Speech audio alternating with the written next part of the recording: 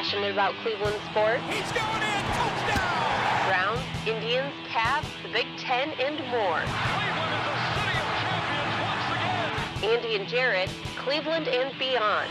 Swinging it line to deep right. Here are your hosts, Andy Billman and Jared Watson. Hello and welcome, Andy and Jared, Cleveland and beyond. He's Andy Billman. I'm Jared Watson, and the Cleveland Browns walked into Denver and handled business. Surprisingly, it was the defense that I think gets credit for this W. In my opinion, from what I saw, it was the best game all around for them on defense that I've seen out of them all season. Andy, the bummer of it is, though, we just finished watching the Steelers beat the Patriots, and you said it. No one was saying it would happen. No one was calling it, and that's not a good thing, not a good sign, and it proved that way today. Never. Yeah, if you ever want a tip for people who are new to gambling, when it's a home underdog and the home underdogs won a Super Bowl with the quarterback that's still there, it's very hard to do that sometimes. Yeah. The team has to be really down and out, and it's also not good when everybody was picking the Patriots. That always raises my eyebrow when it comes to that stuff.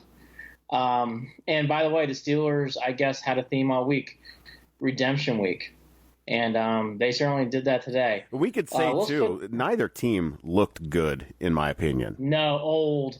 Right? Old. Yes. Both teams look old. The big thing that's going to be hit on this podcast, this is going to be the NFL podcast today. We're only going to do NFL and the Browns. That's it. The thing to take away that I hope comes out of this podcast is, the Browns would have been a year early. They would have made the playoffs. Yeah. So to get too down on this, don't get too down. Really, the Browns, because of a couple decisions, Jared and I were talking about it off air before we came on. The big one is obvious. Is Hugh Jackson. Yep. Hugh Jackson being there cost you some games. Cost at least, at least two of those they could have pulled out. They, not tying the Steelers would have made it a big difference in this season. Big difference. The Steelers, I think that's the game. I think that's the one that's gonna. Someone gave me like, what's the game that bothers you? It's actually the tie. The tie is the one that bothers me the most because that tie swings so negatively, and ties do that in the NFL. It's funny. They either are your best friend and they give you leverage, or they become your enemy, and they became your enemy this year for the Browns. The Browns can get in if both the Titans and the Colts end their games in ties next week, and all three teams end with an 8-7-1 record. And I believe the Dolphins and someone else have to lose too to make that happen. The Ravens. Yeah, Ravens. Right. So. All but impossible. I saw Mary Kay Cabot put out an article about it today, but it's not going to happen. If you're hoping for ties, you're not in the playoff run. Yeah. That would be mine. Yeah. So I was trying to tell my kids that they were disappointed to hear that after the Steelers game. Like, we're not in the playoffs run anymore. You can't be hoping for ties. But let's go to the Browns for a second. Then we'll get to that miserable 4:30 game. Yeah. And miserable because you have to cheer for the Patriots, and I just hate cheering for the Patriots, and for the one time for them to let you down. Ugh, I don't hate them that bad. I don't know what it is. I just they don't bother me. I think as much as they bother a lot of other people. Well, my excuse is I live 2 hours away from them, and they're everywhere around me. So, my excuse is I'm married to one. Oh, all right, that's right. I keep forgetting that. That's right. You got. Priscilla, go Pats, right? Just a little soft.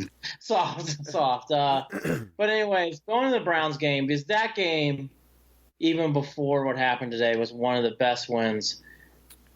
I would have to say probably since William run.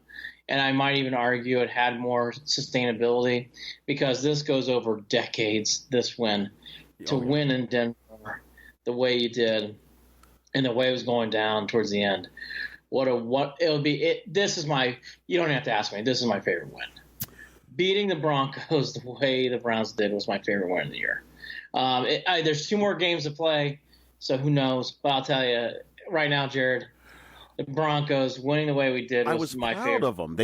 They had moments. They shouldn't have won that game a few times. I mean, there were things that they did defensively that changed everything. I mean, on offense, they had their struggles. I don't know. Yep. it's still, at the end of the day, I was extremely... Oh, and this is a point that I was thinking about. Linebacker play. I don't know why I kept forgetting about that. That seems so much more improved, and it affected the rest of the defense, in my Jamie opinion. Collins had a great game. Yeah. He was really in the screen a lot. In fact, that's the one time I can remember Jamie Collins making an impact. I thought he made an impact on the game. Yeah. I'm glad you brought that up, too, because at one point I jotted down, I was like, gosh, Jamie Collins is really playing well tonight. Yeah. He looked inspired. I mean, he really did. He was all over the field. There was one play where he came across the field to make a tackle, another play where he got a guy in the backfield. I mean, Collins just did a wonderful job. When it comes to what Mayfield's game, look, he obviously struggled. You can pick apart what you think the theory is.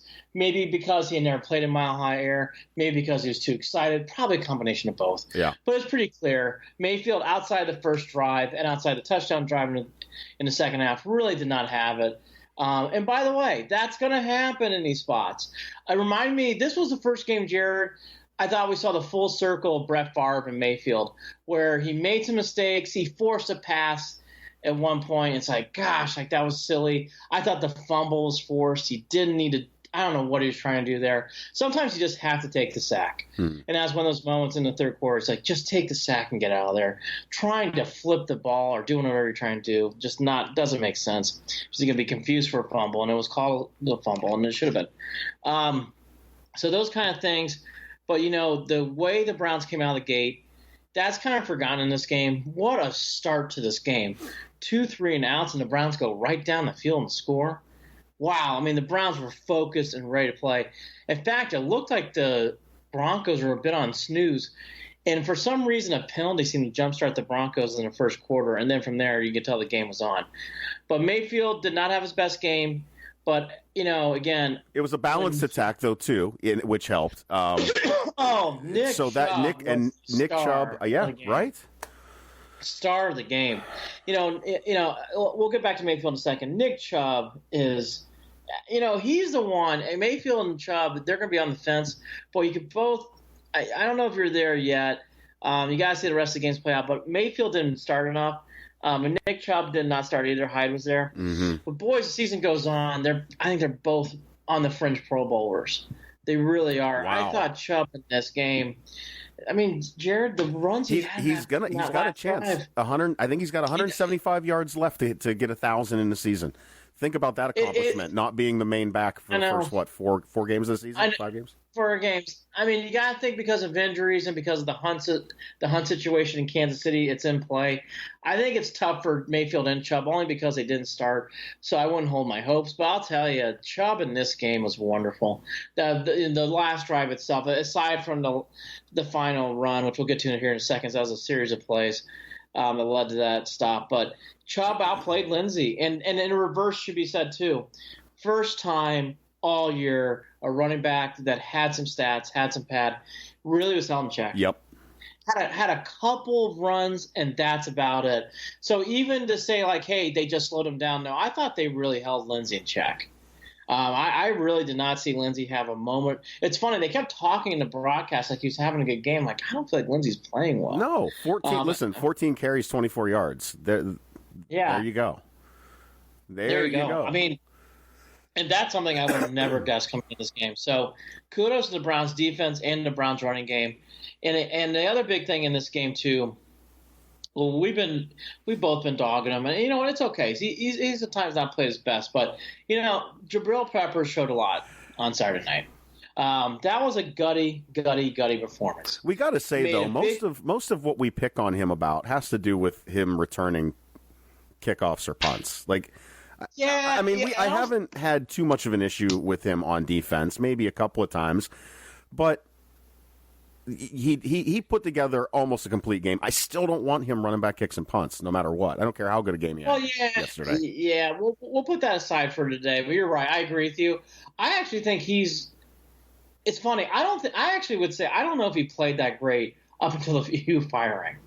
It's amazing. After the Hugh firing, I don't remember too many bad moments from Peppers. Yeah. I'll have to look back to my notes. I don't know if Peppers played great this year, but once the Hugh hiring happened, I think he's changed the game around. But he stood out. I mean, Peppers and Jamie Collins stood out in that game. Yep. They really did. Both had wonderful days, and obviously the interception and the sack. Peppers really earned all that. The other big thing in this game, then we'll get to those last series of plays in the final drive from the Broncos. The big thing in this game, too, that I kind of mentioned, and I'm glad I put out the way it did, the Broncos really did. You saw it all over, and it's true. They just took whatever was available: 5 yards, 8 yards, 5 yards, 8 yards, short routes, trying to get out. I thought the Browns' tackling was not good. I don't think it was horrible. First half, I forget when I was counting. I was up to about 5 or 6 missed tackles at one point. I was getting frustrated because it became a bit of a problem during those dink and dunk moments with that Broncos offense. Yeah, the open field tackling for the Browns has become a weakness, and it showed in this game too. Again, I don't think it was as bad as it was a week ago, but it showed up again at points in this game. So that aside too, they allowed the Broncos to do that. But what I loved in this situation, aside from one of the drives when the Broncos scored a touchdown, the Browns were scoring touchdowns where the Broncos were settling for field goals. Right. Really, if you look at this game, the Broncos kind of controlled the game up until the key part of the game was the carry interception. The carry interception turned the whole game around, and then that's where Mayfield made his bread. That drive was so important. He made a great check down, boom, Callaway, touchdown. Game, you could feel it. You could feel it everywhere. That changed the game. That carry moment. That was a terrible throw by Keenum. Carey made the pick. Wasn't the easiest pick. Made the play. And then Mayfield, boom, boom, boom, dink, touchdown. You could feel it in the stands. I could certainly feel it. The game really turned that play. Right. That was the play of the game, the carry interception. Yep. That really changed everything. And again, Mayfield took advantage of it. And then to really double down, it's debatable. And we know we're not the Broncos podcast, so that's for other people. I thought Vance Joseph kicking the field goal, I understood it. It's hard. It's a hard decision because the Browns have a young team and they have shown at times they can go 3 and out. So I don't think Vance Joseph he got really hammered by the press. I don't know if that's fair or not because I understood that field goal there. I did. Yeah, I honestly that never even crossed my mind as something that seemed dumb to me at the time. I don't know. I wasn't even thinking about it. The Broncos got hammered. The Broncos. I mean, they were booing Vance during the game too. I heard, but they were really on him after the game on Twitter and on social media sites. I thought that was a fair field goal. I mean, you could argue being aggressive there and kicking and going for it on 4th down, but I kind of understood in that spot. Big play by the Browns. They stopped him, held him to a field goal, and then that drive to really win the game. Now, let's get towards the end of that drive because that needs to be discussed. Let's go to the Njoku play first. I thought Jared, I even commented this on Twitter. I know he was going out of bounds, and it's never easy to say. It's not definitive, obviously, ever when it comes to plays like that. I thought, by the way, he got the first down. I also thought that was odd, and it happens. Of course, on the one play, you need a camera shot. They don't have a good camera angle. I thought that you could tell it was a first down. They definitely didn't. They didn't even bother moving the spot whatsoever, which surprised me. I don't know. There were a couple things. We're going back to this again. I was frustrated with the refs on a few things during that game. The refs. There were 2 missed face masks, and I just don't understand how. Because Landry almost had his head ripped off. A couple times, and speaking of that, and the holds that weren't called. Let's talk about Garrett. Oh my gosh, Myles Garrett, poor guy got. I mean, literally got. This is a problem. This has been a problem all season. There's a double standard. Seemed like in that game is there were. To what Jared was saying, I saw multiple face masks. Yeah. I also saw multiple times. I mean, Garrett was just going down. I mean, there was the series with all the defensive holding on Denver. So, I mean, it wasn't that it was not a balance. No, I agree. This was ridiculous. No, I agree. I thought the first down by Njoku was close. It wasn't as bad as the Raiders, but I thought it was close. I thought he got the first down. I really did. Before we go down that circumstances too, I don't want to get too off topic, but I do want to bring up the Perriman play where he got hit and he fell down. proper ejection. I don't care what anybody says. Proper ejection. Once you swing and hit a guy, whether he falls down or whatever, I mean, that's an automatic. He's gone. So that the player Taylor got kicked out. Former Brown, by the way. What I didn't like, Jared, and I saw way too much in this game, the Browns, I love that they're cocky. Right. I love that they're playing edgy. Perriman on that play cannot do what he did. Mm-hmm. That was a full 10 to 15 seconds after the flag was thrown. And the referee even gave him a chance to get out of his frustration. Yes. And he still stood there and kept talking to the guy and kept going back and forth with him, where the referee said, you know what, I don't have a choice. I got to throw my hat because you're not letting us go. Well, it was and they've talked about this, is you're allowed to do the first down symbol and that stuff. You're supposed, the signal that you got a first down. Right. It's when you're making that eye contact with the opponent that it becomes the taunting. That's the issue right there. Don't do that. Don't spin the ball. I mean, I was waiting for when a couple of times their receivers would spin the ball afterwards in celebration. I was waiting for the ball to hit a Cleveland defender, only because I thought it would be ironic and they'd end up getting a taunting call, because that's what they're doing this season. So with the pointing, the looking, and if the ball hits the guy, they're going to do that. They're going to call it. Yeah, the Browns have got to take a course in this, because I thought Callaway's flag was appropriate, and I thought Perriman's was appropriate. You can't do that. When a guy hits you and you go down, they're going to give you a chance to defend yourself verbally to a point. But Perriman, you can't sit there and keep jawing at the guy and then start to get a little physical with someone. You're never going to be allowed to do that. So Perriman's got to clean that up. And like I said, I can't remember specifically off my head, but Callaway also had an incident in this game, and he was wrong. Both were wrong. You can't. The Browns have to check their emotions a bit for next year. They have to, or they're going to start losing games. Because it's starting to get to that point, Jared, where this game is the first time you can feel it. It's like, hey, take a breath, relax. Right. There's a long ways to go. You're losing focus on the mission at hand. Like. Yes. Yes. Take a breath. This team's got to learn to start doing that, because I know people were upset about it. No, they will, but Perriman, Callaway's one thing. Perriman should know better. Yeah. What Perriman did was not in the right. All right. How to get that out, because I think the Browns have to work on that going forward. Okay. So 4th and 1, what a strange 2 plays in after that. So 4th and 1, clearly the Bronco guy jumps off. I think it's Robinson, taps him on the helmet. Yep. And then running down the sidelines, Greg Williams calling a timeout. Oh, Jared. Frustrating play. I was confused because the whole point of what they were doing was to try and draw them offside. So why would Greg Williams even think to interfere with that process, right? Bizarre. Freddie Kitchens' face said it all. And I thought that really teed up the next play. You could tell the Browns were a bit flustered over that timeout call, because the very next play that came up, the Browns were not even – they just did not look like they were set, and the Broncos took full advantage of it and pushed Chubb back 2 yards, and they got the ball. Greg Williams moving forward he's making this very challenging on the Browns, and I'm glad he is, whether he stays or go. But like those Harbaugh within Baltimore, Greg Williams is doing the same thing. Yeah, we'll talk about that. I don't know how you fire Harbaugh now. Even with 2 games left, I don't know how you can fire him. But back to Greg Williams for a second. Williams, he's done a nice job, but he's had a couple moments like this now during the Texans game too, and during the Bronco game. Maybe it gets better, Jared. I don't know, but those are moments. That was a moment. It wasn't good. Now they got away with it and they won, but I thought that was a damning timeout.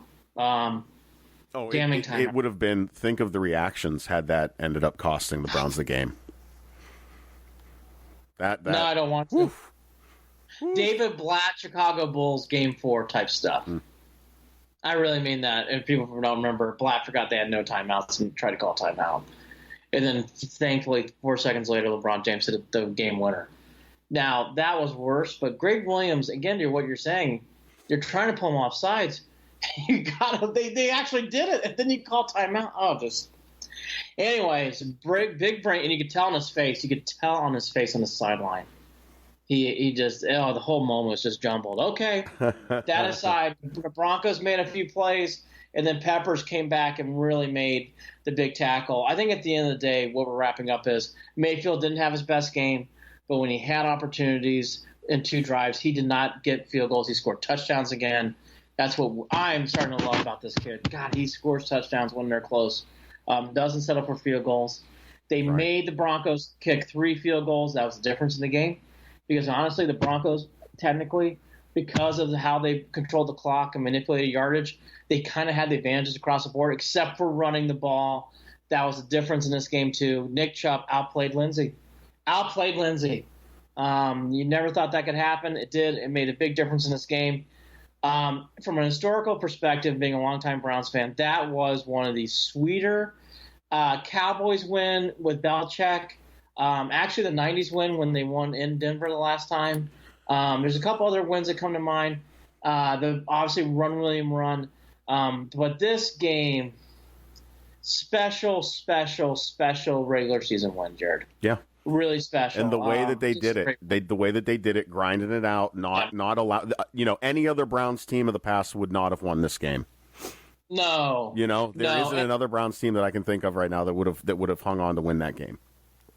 No, they showed a lot of guts, a lot of determination, and it's so exciting for the future. It's glad to see all the reaction after the game.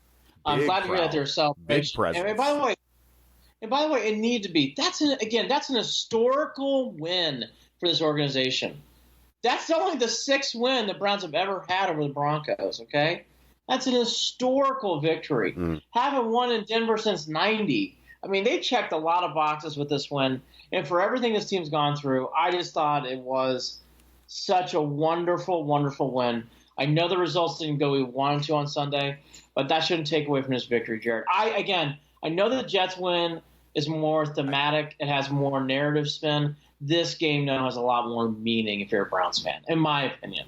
That game does. I just like what I saw from the defense. I already know what we're going to have in an offense next season. This is a win that showed me how much of a team they are becoming. They're playing for each other. And I agree. And that's going to carry, and that's another reason why it's going to be difficult to blow this thing up with Greg Williams or with Freddie Kitchens too, going forward. So it's tough. I don't know, but I called it. I texted you earlier and said it, and I'll put my money on it right now. The Browns are going to have the North next season. Period. I think and we're going to get into the scoreboard and talk about it wrapping up. I think for the first time, Jared, I am seeing and I'm feeling a transition in the NFL. Mm-hmm. It doesn't happen every year. It doesn't happen every other year. It isn't like it's something I see often. Finally, this year, I'm seeing a transition in this league. I think you're finally seeing some teams finally play their last acts. I think you're seeing some other teams kind of come back into the fold, like the Colts, who have a good quarterback. I think Frank Wright's really got that team humming. And I think you're seeing teams like the Browns, the Chiefs. The Chiefs are ahead of right now the Browns, but they're both good young teams with young quarterbacks. Yep. And you can kind of see where this league's going. And it's great being the Browns being one of those teams. You're not in the middle of the mud. I agree, Jared. I just think this Steelers stuff, even the Ravens, I mean, you can't really tell with the Bengals. They don't really look like they're going to be terrible, but they're certainly not going to be good. All those teams aside, I mean, does anybody really fear those teams going this year? For the first time, I don't. No, I'm expecting victories, and we might end up with 2 wins against 2 division rivals this season. Well, they already have a win. If we could double up on the Bengals and the Ravens, when have we ever done? When have we done that? Yeah, I think these next 2 games still have a lot of importance going into next year. Again, they still have faint hope for the playoffs, so you have that in mind. But really, what it comes down to is it's setting up for next year. So with that in mind, let's go through each game, give a one-liner about the scores, and then from there we'll kind of play off everything else. We're in the middle of the Rams, the Eagles right now. I don't find this game as interesting as it probably once was presented because of the injury to Wentz, but the Rams are up 7-6. Just a one-liner from both of us. All right, Cardinals, Rosen, they lost again. The Falcons finally win. You know I've kind of hinted about this all year. Dan Quinn doesn't come back, right? No, it's too late. No, And of course you beat the Cardinals. They're awful. Yeah. There's nothing to see here. Keep moving. The Cardinals remind me of what the Browns had with Brady Quinn what the Browns had sometimes in Derek Anderson. Where it's like, I'm not saying Rosen's the worst quarterback I've seen, but I don't know if this is going anywhere. Right. Cardinals really do remind me of what the Browns were played with in the last few years. The Falcons, they have the talent. They have a quarterback that's in its prime still. I think they have a lot of interesting decisions to make because I don't think they should blow it up.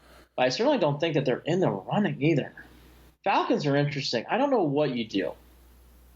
Yeah. I just don't know what you do there. I just don't think it's going to be as easy one way or the other. The Bills got another win. I do like that coach in Buffalo. I think he's very gamesy. 14-13. I think the Lions, it's really simple.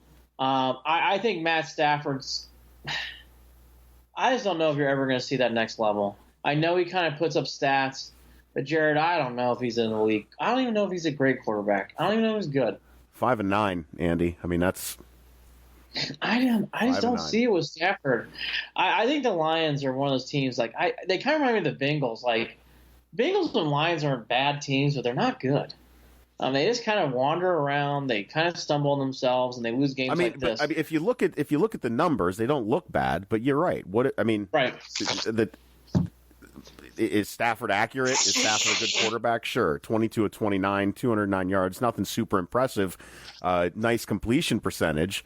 But big picture, there's 13 points.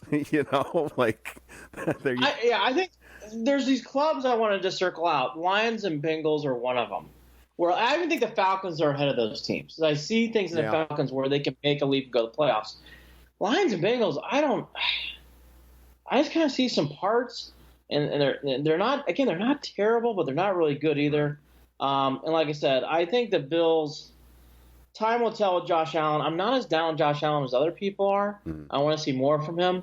But the Bills, again, they're better than the Cardinals, but I think they have a ways to go. Talking about teams transitioning out, this one I am surprised about how it's ending. Packers are not going to make the playoffs again, and Aaron Rodgers healthy this year. And it looked like they got themselves back into this game today. And, they did, and then just threw it all away basically. So Rodgers going to make plays, right? Rodgers going to make plays. The Bears are the Bears. They're up and coming. Trubisky's good and young. They have a good, young, talented coach. I think time will tell. The Bears don't scare me, but the Bears are going to be good for a little bit. You can feel it. Yeah. The Packers are one of these transitioning teams, Jared. New coach, Aaron Rodgers. He's still I love Aaron Rodgers. I'm a big Rodgers supporter. I got to admit this year he hasn't looked the same. I'm not saying he's downhill like I saw from Brady tonight.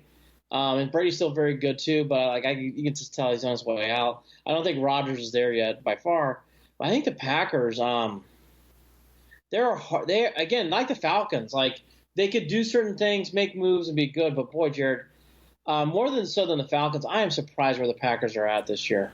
There were moves earlier in the season that were the first signs of something going on. Yeah, and where they are right now. I don't know. I mean, what does a coach come in to do to turn that around at the moment? I mean, yeah. I know. Graham's upset. The Packers have had a lot of injury issues. Right. I think the Packers are even more interesting than the Falcons because you have Julio Jones. I like the two running backs. I see things in the Falcons where they're close, or maybe you make some small moves you can win. I think the Packers, you're more talking about lifting things. Like, you need to do some real lifting to fix these problems. I also say, too, it's not good that the Bears are good and young with Khalil Mack on one side and Trubisky on the other. That's not good.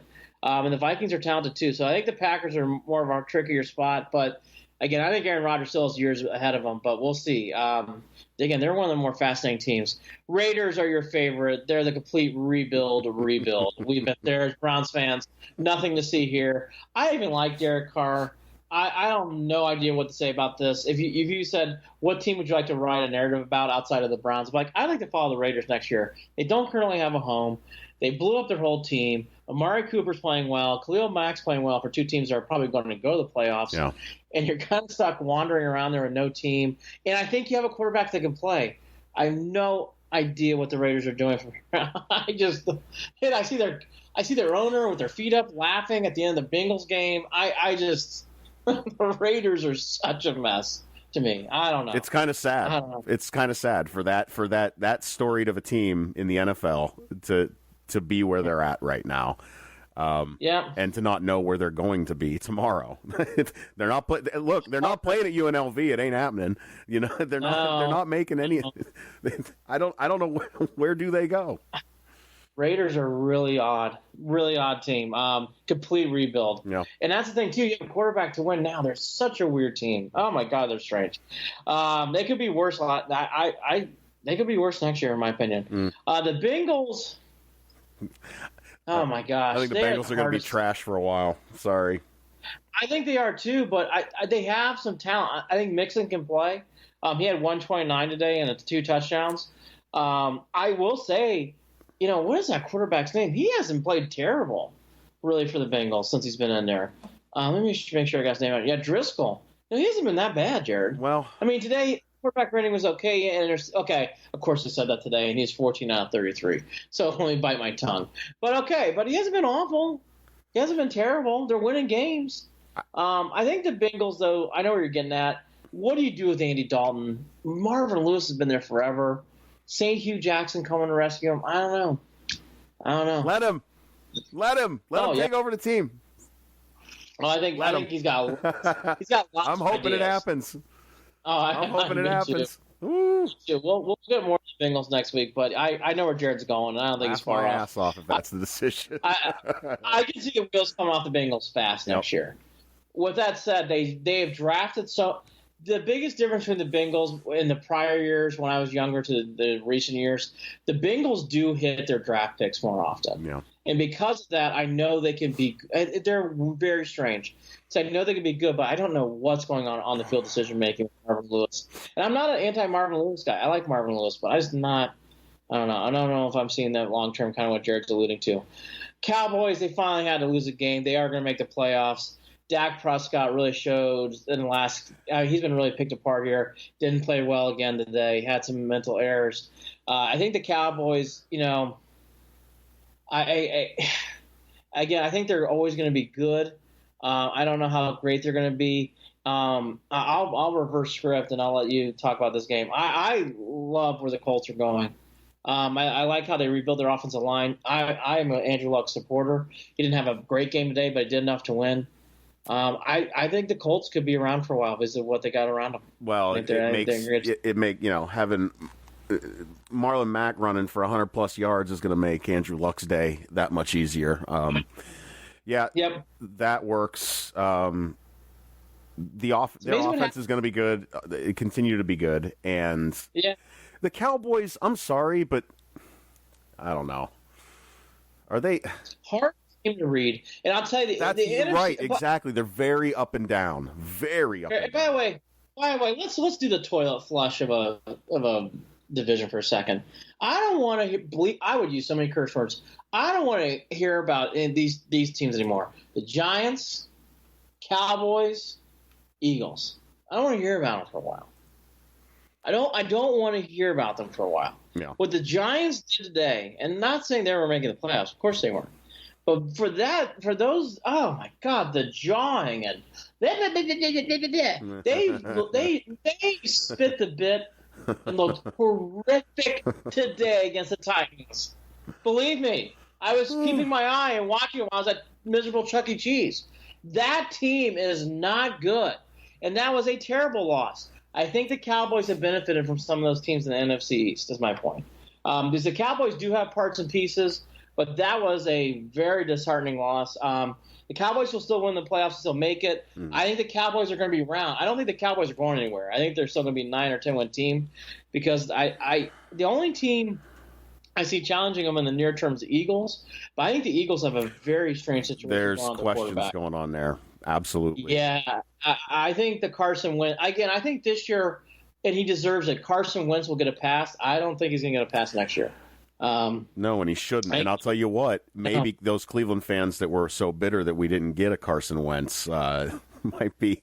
I think Tony Grossi was a big Carson Wentz fan for a while too. Big Carson Wentz fan. And I'll tell you, it might not have been the I think we might have made the better of choices. I think we have too. I think we're in a much better position. Sorry, it only I'll tell you, Winston. 15 years. So Well, right, of course. I mean, years. well, we needed like what was that jersey? 19 tries. So if we finally hit one, 19. But okay, we did. And by the way, we hit the lottery. Oh my God, this kid's so good. But okay, that said, the Cowboys is kind of where we're seeing there. The Dolphins are the perfect example of mediocre. Mm-hmm. If you don't take them seriously, you'll lose. If you do take them seriously, you'll win big. The Dolphins are mediocre. They doubt they fire the coach. Again, they're not terrible, but they're not going to win anything big. The Vikings, I think the best thing that happened to them was firing John DeFilippo. I was with others in Cleveland. I was never impressed with DeFilippo. And by the way, they have a wonderful running back named Dalvin Cook, who was a star and a stud at Florida State. He's healthy this year. He ran big yards, had a big game. More Dalvin Cook, less Kirk Cousins. I bet you the Vikings win big in some of these games now. Yep. I like where the Vikings are heading. I like Brad. By the way, what is your opinion? I like Zimmer. I'm a big Zimmer fan. I like Zimmer as a coach. I think he's good. I don't pay enough attention. I don't. Good. I don't follow. He's got an edge to him. To make the call. He's got an edge to him. Yeah. But I'll tell you, I like where that team's going. Titans, Giants. Okay, again, for everybody listening to this as a Giants fan, I don't want to hear about Barkley, Eli. That is a disaster, and that's another team transitioning out. Forever. You won your 2 Super Bowls, transitioning out. That is the game. Eli is not the guy. I'll say this: I've been the biggest Eli supporter. I'm not. I think Eli needs to be somewhere else next year. It's the first time I felt it. They better have someone to replace him with, but Eli needs to be probably somewhere else unless they don't draft a quarterback early. The Titans, not good, not great. Better than the Dolphins, not as good as some of these other teams. Yeah. I do think Vrabel can coach from what we can see early on, and they're definitely well improved. Derrick Henry had a big game, 170 and 2 touchdowns. He's playing well for him. And again, I think the bigger story here is the Giants. The Giants are finally transitioning out. It's going to be hard to defend Eli Manning next year. It's going to be hard to defend what they're – and again, that team's kind of built to win now. So Giants are kind of all over the place. Kind of the opposite of the Raiders, where they don't have their quarterback, they have everything else. Very, very strange team. Redskins got bothered by injuries this year, but they win again, 16-13. I mean, unless someone else got a better example, Jaguars have got to be the most disappointing team in football. 4-10, and I know Rams has been barking about getting a new contract. Eli Manning's, for example, would be a good fit for Jacksonville. You think so? That might be a good landing spot for him. Lord knows that Blake Bortles can't be the guy going forward down there. No, or Cody Kessler. I had a poor young person. Right. I had a poor young person come up to me, and she's a lovely person I work with time to time, and she's a Jacksonville fan. She goes, I think Cody Kessler could be our starting quarterback. I'm like, must be very tired. I go, let me go get you some coffee. He's not your starting quarterback. I'll leave Jacksonville on this note. I think Jacksonville's enough talent. I think they definitely have the wheels coming off of needing a quarterback, even more so than the Giants. It is not good, though, with all that said, when your leading rusher in this game is Cody Kessler, 6 for 68 yards. Not good, Jacksonville. So Jacksonville's got a lot of things to answer. Buccaneers, I think they're going to toilet flush everything. I'd be surprised if they keep the coach. I don't know if Jameis Winston's going to be the guy at this point. He's had a lot of off-the-field issues. Jared, if I were a Buccaneers fan, I'd be very frustrated with the whole thing. I think you need – I had a feeling that guy was going to be going nowhere from the start, and it turned out exactly as I thought it would. It's nothing but a headache down there in Tampa Bay with him anyway. So, yep, and then the coach isn't getting it done either. So I think transition there. To sit on the Ravens for a second, you don't want to put too much on a guy when he's winning. I just see it and I believe it. I heard Hampton. Or Ronnie Harrison make the same comment during the NBC telecast today. I just don't know how long this Jackson thing's going to work with him running. I think the word, how sustainable it is that way, if I remember correctly.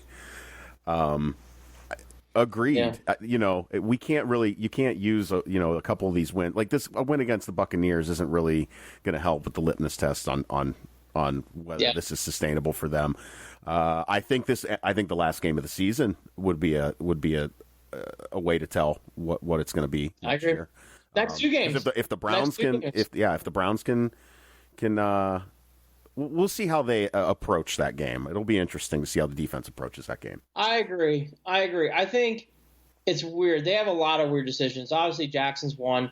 And by the way, if you do, what do you do with Flacco? Yeah. I don't know if Flacco can stay there. With all that said, I think Harbaugh's done a wonderful job of kind of masquerading around this team and winning 8 games. I think it says a lot about a coach when you do that. I would not get rid of Harbaugh if I were in Baltimore. I would keep him. Yeah. I would keep him. I think he's a good coach. The Ravens still play tough defense. They still play very heady. They play very hard. I think the Ravens are not going anywhere big time, where I kind of feel that way about the Browns. Yes, we're all Browns homers, but I just feel that way. The Ravens, though, I don't feel like are going to be going down the Bengals path like what you're feeling too, where I think it can implode. I think the Ravens are going to be around.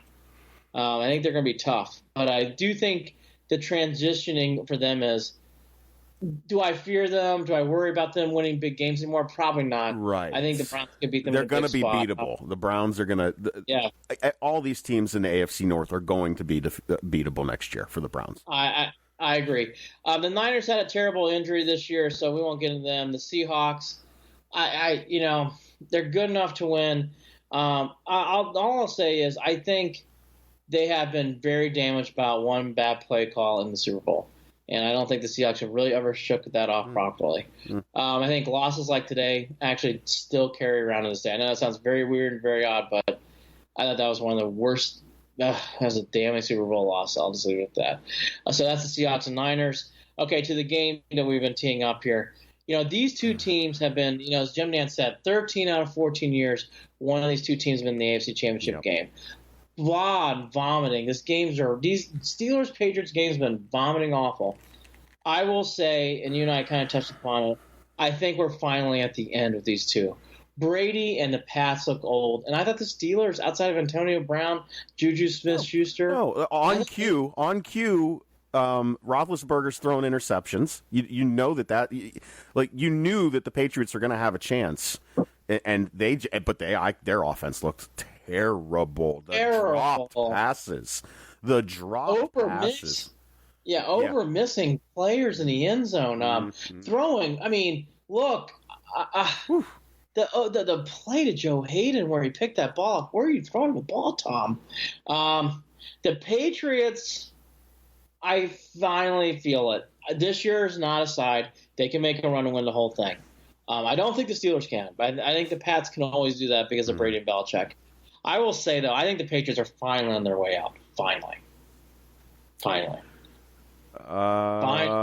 See, I'm afraid to say it. I understand. It's dangerous to say, but I think after this year, I'm more confident that the Steelers are going to go away than I am the Patriots. That I'll say. I'm very confident that sorry, Steelers fans are just going to have to. It's their turn, and I'm looking forward to it. I'm going to tell you, I think you're right. I think the Steelers, watching that game, aside from Juju, I think it's a good and Jalen Samuels out of nowhere. Their run game is surprisingly it's plug and play. So I don't know. Yeah, I mean, I see some things there. I just don't. It's up to Big Ben. Can he keep playing like this? I think Brady's different. I got to be honest with you. I think Brady's a year away from what we saw Peyton Manning in that last Super Bowl.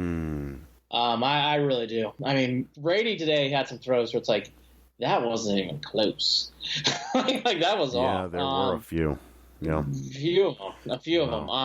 I thought the drops stood out to me a little bit more, though. I don't know. The drops today were awful. But Jared, both were. Yeah. But again, I have watched enough Patriots to tell you, because they are on every weekend up here. I got Sunday ticket. The Pats are finally winding down. You can just tell. Gronk is limping around the field. I mean, God, he looks old too. That team just looks old. And honestly, outside those star key positions, Juju, Antonio Brown, Samuels had a good game today. I mean, Connors when he's healthy. Honestly, I think the Steelers are kind of on their way out too. Yeah. I really do. Yep. I just don't see anybody that's really a threat. And I thought today they got away with some things on defense because Brady couldn't make plays. That's not usually said, but I thought the Patriots left some points on the field. That's very odd to say about the Patriots. I felt like they left at least 14 points on the field. I thought so too. Yeah. So that gives hope to the Browns. And then to the other two teams. Not today, it doesn't. No, not today. For next year, it does. I think the Chargers are another one of those teams that are transitioning. It's weird. They're very good. This is the year for the Chargers if they're ever going to do it. Because Phillip Rivers can't play it forever, you got to think. I think they have a very short window to win big. Yeah. They're doing a great job. That was a wonderful win on Thursday. So I think the Chargers have a couple years to do something big. The Chiefs, I think, are in there for the long haul. Tyreek Hill and Mahomes are going to be a very good pass tandem for a very long time. Yeah, if they can, we'll see how they really work through with this with the Hunt situation though too. No, it's true. I mean, I thought the Chiefs were on their way to do very big things, and then the Hunt things happened, and again the wheels have come off a little bit. As it should. Hunt's a wonderful player. That's a big game changer. How they turn that around, I think. I don't know. I agree. No, I think you're right. So we kind of touched upon a lot of things. I think kind of to end this podcast, it's all NFL today. If anybody wants to break down Sixers, Cavs, we'll do that. Some other podcast, some other time today. I did watch a little bit of that game, by the way. When Ante Zizic is your starting center because you have to put someone up there against Joel Embiid, it's not a good sign. And that's how I'll leave that Sixers Cavs game. So you're saying I didn't miss anything? I'm saying, boy, Tristan Thompson, not so much Kevin Love, but boy, Tristan Thompson would have been a nice sight. Not that he can really. He would do a much better job than Zizic. Just having him out on the floor like that is just not a good situation for that team. But going back to the Browns, I do want to end on them. I just think I'm so excited about next year. I thought Saturday night's game was a wonderful win. Yeah. It sucks that all these other teams didn't do what we needed to do today. But, Jared, I think the future is so bright for 2019. I just think this team has got everything cooking on all cylinders. The head coaching hire is a big decision. I think that's going to be the biggest thing going forward, actually. Because, if you're asking me going forward, what do you see that are little holes? I see very little holes now. Where it's like, could use a better linebacker? Yes. Interior lineman? Yeah, absolutely. Could you probably need to do something with left tackle in the draft? Yeah, I probably would. Could use another playmaker? Every team in the NFL could use another playmaker. But honestly, Jared, I think that gap has closed a lot, or the Browns are just needing for way more than I ever expected at the beginning of this season. There are things that are happening on this team that have not happened for a very long time, we're looking at the milestones, and I tweeted this. Rod Bloom had posted that Baker needs 435 passing yards for 3,500 yards for the season and 5 more touchdown passes to tie the rookie record. Chubb needs 140 for 1,000. Landry needs 173 for 1,000. Myles Garrett is 2 sacks away from setting the Browns' season record for sacks, and the Browns are 2 wins away from their first winning season since 2007. You can rattle off all these reasons why the Browns will be the team to beat in the AFC North next year, and that stack is so much higher than the reasons that they won't, and that's why I'm making the prediction I am. Yeah, and looking at the field, I think if you take away, I think the only team they're like, hey, they're going – like the Chiefs are probably going places because of Hill and Mahomes, and they should be. Mahomes is really good. So is Tyreek Hill. That aside, am I really worried about the Patriots in 2 or 3 years? No. Are we really worried about the Steelers in 2 or 3 years? No. Ravens? Not really. Am I worried about the Colts? They could be I could see that. Sure, the Colts, Chiefs. But, that's what we're saying. These team names are – I think, Jared, we're going to start seeing a changing of the guard. The NFL. Good, it's time. This was the first week. By the way, it is time. It is time, and it'll be good for us. I think it'll be good for Browns fans. So don't get too down. I think this is great times ahead. And again, we should be consistent. We would have been a year ahead as Browns fans if we would have made the playoffs. Okay, didn't make. Okay, look, if the Colts and Titans decided to start tying people, maybe we'd make the playoffs. Outside that, Jared, I think the onus is on the wall here. And by the way, Dolphins still have to lose another game too. So even though the Dolphins lost today, the Dolphins still have to lose another game. You got to throw that trinket in there. Yeah. So all that to be said, hey, playoffs are a long shot at best. I say no shot. Like you're now looking at 1 in a million, Dumb and Dumber type situation. Mm-hmm. But when it comes to the Browns, it's so exciting going forward. And that game on Saturday night said a lot. With Mayfield not having his best and making enough plays, Nick Chubb taking over the game when he needed to, defensive players making plays, and Juco making diving catches in big spots. This team is really pushing the envelope on effort and really putting themselves in those positions to win. Haven't said that about the Browns in a long time. Great to see. There it is. We both are feeling it for 2019, and I'm looking forward to the next two weeks to really get a feel for again two division rivals the next 2 weeks, and let's see if we can close this out and leave our season 8-7-1. I think that would be a remarkable thing and an unexpected thing. So we'll leave it at that. Go Browns, man. Yeah, go Browns. And later this week, we'll do more. Obviously, the Browns and Bengals we'll talk about. But more towards the end of the week, before we take our Christmas, winter, holiday break, we'll do a bowl rundown. I'm going to really go through the Indians this week at some point. Yeah. And try to figure out some of the things that we've been talking about. We will talk about Browns and Bengals, because that is Hugh Jackson Bowl Part 2, and we're all excited about that. But that'll be for later this week. But again, just to wrap up, I guess this is the way I'll put it, and I'll let you sign off. If you're not excited about the Browns now, I don't know when you're ever going to get excited about them. This is about, we're here. We are finally here where you can say, it reminds, it's not similar circumstances, but it kind of reminds me of the 94 strike, where it's like, I think in 95, the Indians are going to be really good. Yep. I think in 2019, the Browns are going to be really good, and it's exciting. He's Andy Billman. I'm Jared Watson. This is Andy and Jared, Cleveland and beyond. Everybody take care. Talk again soon.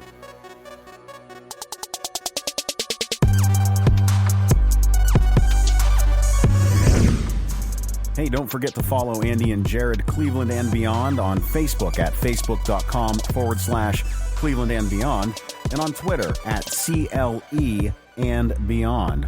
That's at CLE and beyond. On Twitter, you can also shoot us an email, andyandjared@gmail.com. Looking forward to hearing your comments.